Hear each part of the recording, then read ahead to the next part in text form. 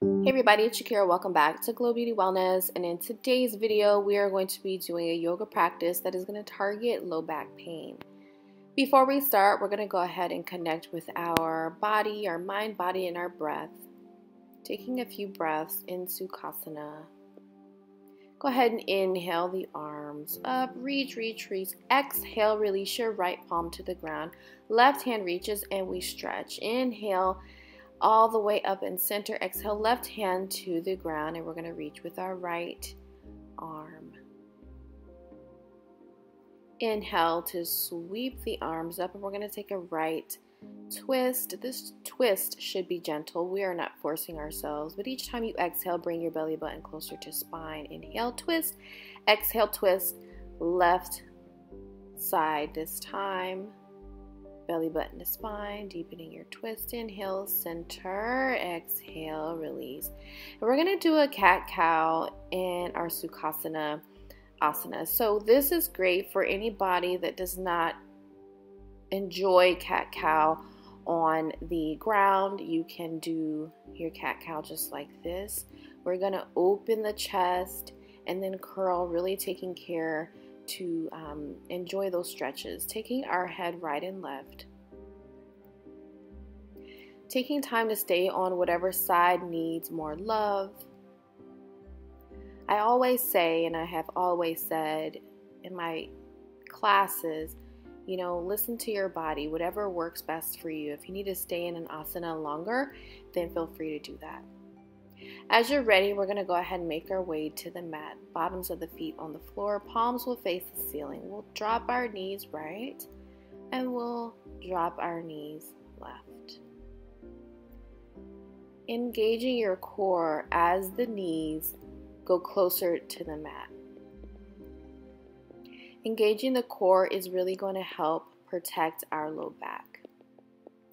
And if you do not have one already, make sure you have a yoga block, because this will help catch your knees during some of these asanas. So having your block ready just in case.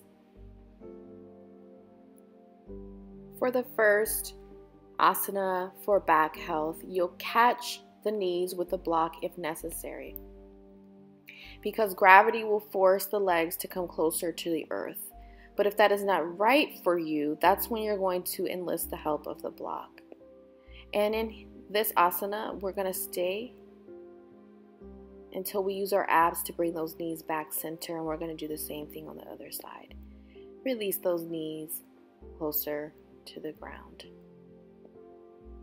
If you wanted to add on to this, you could take your gaze to the right as the knees are left. So you want to do things opposite. So the knees are to the left side, the gaze would be to the right. Or just center as you see me here. Engaging your core to bring those knees back center.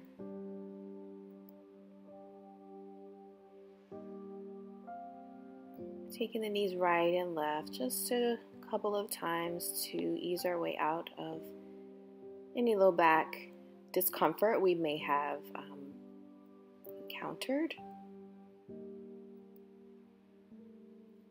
From here, we're going to take our right knee and we are going to tuck it midway. Your left leg will stay, your left knee will stay pointed toward the sky. And this is just a minor move, but so major for our back.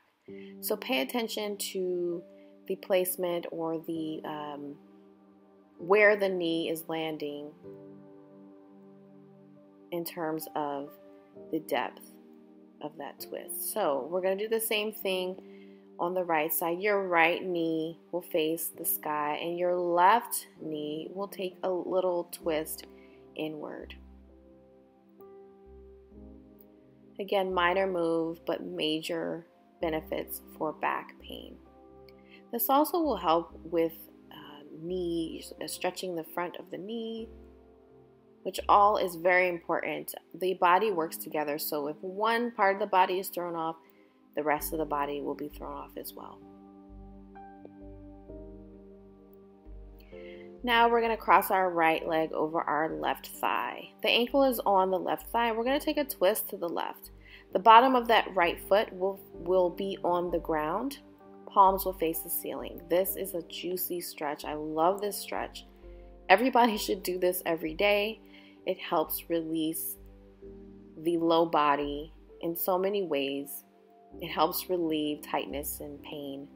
And again, everybody should do it. So as you exhale, you're softening, you're imagining that space releasing, engaging your core to bring everything back center. Always engaging the core. Releasing that right leg and then crossing the left leg. The ankle is on the top of that right thigh, and we're going to take that twist. The left foot will land on the earth. You'll take that twist. And so again, imagining everything opening up, softening, and melting and releasing any tension and pain. Here you'll see that I have taken a gaze to the left side of my body. Deep breaths, deeply releasing. Engaging the core again to bring everything back center. Very good. Next, we're going to extend the legs above the head. And we're going to apply a little bit of pressure to that low back here in a second if you happen to have a yoga block. But if you don't, you can go ahead and purchase one and come back to this video whenever you have the time.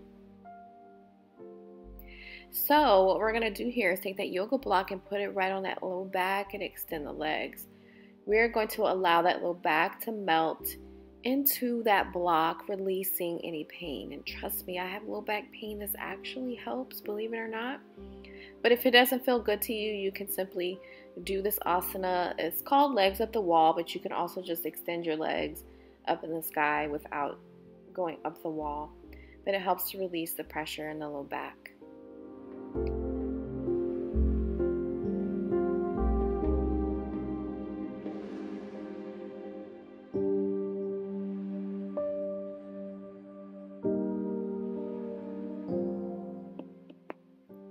Next, doing just a little bit of bridge, pressing up. If this is not right for your back, no worries, simply omit this. But if you decide to do this, we're just pressing up from the heels, engaging the glutes and really shaking it out, wiggling things out,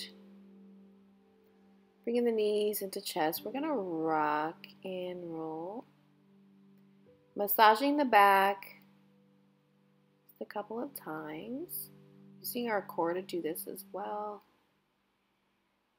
And then coming back to Sukhasana. We're going to inhale the arms up, exhale to release, inhale and exhale. Inhale, exhale, palms to heart center. Thank you so much for practicing with me today. Have an amazing day.